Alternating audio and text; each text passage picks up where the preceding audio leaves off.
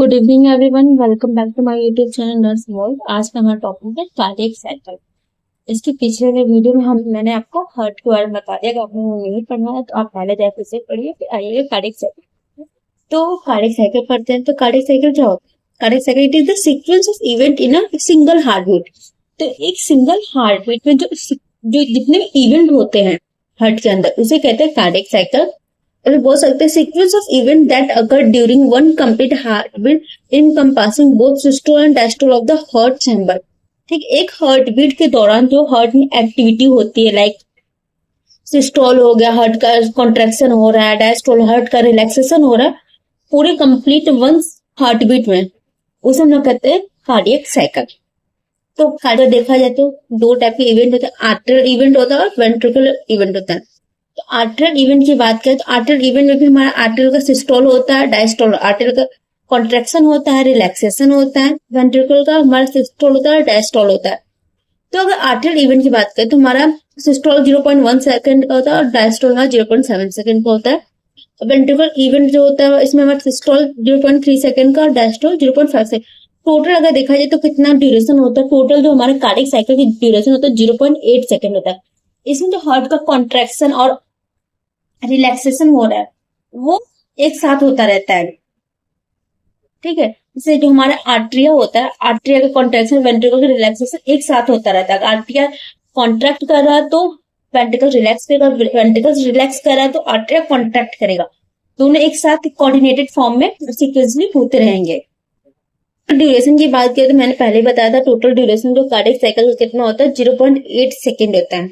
अब आते हैं फेजेस, जो हमारा कार्डियक साइकिल में जो फेज होता है उसके बारे में जान लेते हैं। तो इसके लिए पहले मैं आपको हार्ट का स्ट्रक्चर दिखा देती हूँ, आप उसको समझ लोगे तो इजीली पता चल जाएगा। ठीक है,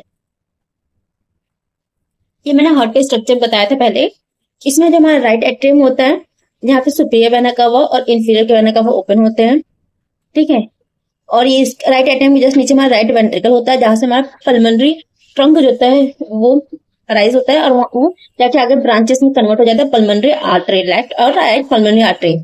ठीक है, फिर लेफ्ट वेंट्रिकल होता है, लेफ्ट वेंट्रिकल से हमारा क्या निकलता है, आउटर असेंडिंग आउटर निकलता है, जो कि हमारा जगह आउटर आर्च बना देता है, आर्च ऑफ आउटर बनाता है। फिर लेफ्ट वेंट्रिकल के जस्ट ऊपर हमारा लेफ्ट एट्रियम होता है, लेफ्ट एट्रियम में हमारा पल्मोनरी वेन्स ओपन होता है। तो फेजेस ऑफ कार्डियक साइकिल, अब हम कार्डियक साइकिल फेजेस की बात करें तो सबसे पहले आता है आर्टियल सिस्टोल फेज। इसमें क्या होता है, जब हमारे राइट एट्रियम में इंफीरियर वेना का सुपीरियर वेना का से ब्लड आता है और लेफ्ट एट्रियम में पल्मोनरी वेन्स के थ्रू ब्लड आता है, तो जो हमारे एट्रिया होते हैं वो कॉन्ट्रैक्ट करना स्टार्ट कर देते हैं। ठीक है, जब एट्रिया होते हैं कॉन्ट्रैक्ट करना स्टार्ट कर देते हैं, इस पे प्रेशर बढ़ता है, तो जो हमारा ट्राइकैप्सिड वॉल और जो हमारा ट्राइकैप्सिड और जो बाइकैप्सिड वॉल होता है वो ओपन हो जाता है, जो ब्लड होता है वो वेंट्रिकल्स में चला जाता है। उस फेज को हम लोग कहते हैं आर्टरियल सिस्टोल। इसके बाद हमारा दूसरा फेज आता है, तो दूसरा फेज होता है उसे हम लोग कहते हैं ventricle systole phase. Ventricle systole phase में दो फेज आते हैं। इसमें आता है हमारा सबसे पहला आता है आइसोवोल्यूमेट्रिक कॉन्ट्रैक्शन। आइसोवोल्यूमेट्रिक कॉन्ट्रैक्शन में क्या होता है, जो वेंट्रिकल्स होता है वो कॉन्ट्रैक्ट करना स्टार्ट करता है। ठीक है, इसमें प्रेशर जो होता है इंक्रीज करता है, लेकिन इसमें वॉल्यूम में कोई भी चेंजेस नहीं आते हैं, उसे कहते हैं आइसोवोल्यूमेट्रिक कॉन्ट्रैक्शन। उसके बाद आता है हमारा वेंट्रिकुलर इजेक्शन। वेंट्रिकुलर इजेक्शन में क्या होता है, इसमें जो ब्लड होता है, जो वेंट्रिकल्स में ब्लड होता है वो हमारा क्या होता है, राइट वेंट्रिकल का जो ब्लड होता है वो हमारा पल्मोनरी ट्रंक के थ्रू, लेफ्ट और राइट पल्मोनरी आर्टरी के थ्रू होते हुए वो हमारे लंग्स तक पहुंच जाता है। और जो लेफ्ट आर्टरी होता है इसका जो ब्लड होता है वो हमारे आउटर से असेंडिंग वाटर से होते हुए पूरी बॉडी पहुंच जाता है। ठीक है, तो इसमें वेंट्रिकुलर इजेक्शन में क्या होता है, जो ब्लड होता है वो इजेक्ट करता है वेंट्रिकल से होते हुए हमारे कहाँ से पल्मोनरी आर्टरी और आउटा में इजेक्ट कर जाता है ब्लड। ये हमारा था वेंट्रिकुलर सिस्टोल फेज। इसके बाद आता है ventricle diastole phase. Ventricle diastole phase में दो फेज आते हैं। सबसे पहला फेज आता है आइसोवोल्यूमेट्रिक रिलैक्सेशन। आइसोवोल्यूमेट्रिक रिलैक्सेशन में क्या होता है, जो हमारा जो वेंट्रिकल्स होता है वो रिलैक्स करता है, उसका जो प्रेशर होता है उससे फिर से कम हो जाता है।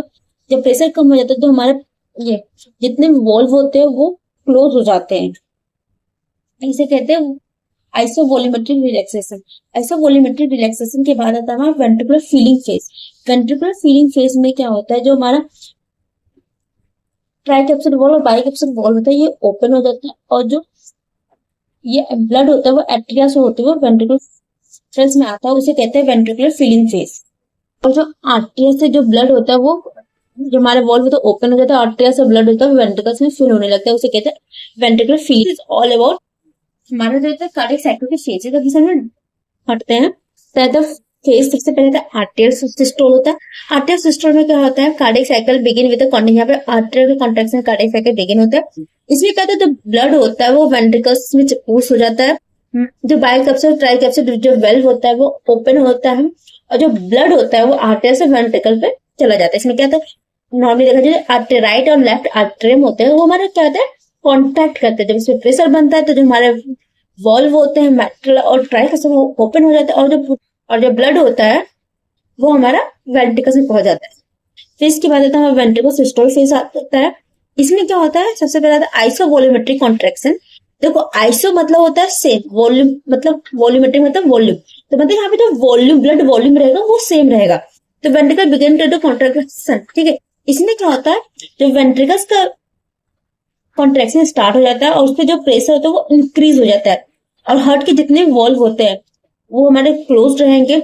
इस टाइम पे क्या होता है, जो ventricle pressure rise without a change in volume, ठीक है। जो वेंट्रिकल पे प्रेशर लगेगा लेकिन उसके वॉल्यूम में कोई भी चेंजेस नहीं आएंगे, तो हमारा वेंट्रिकुलर इजेक्शन फेज।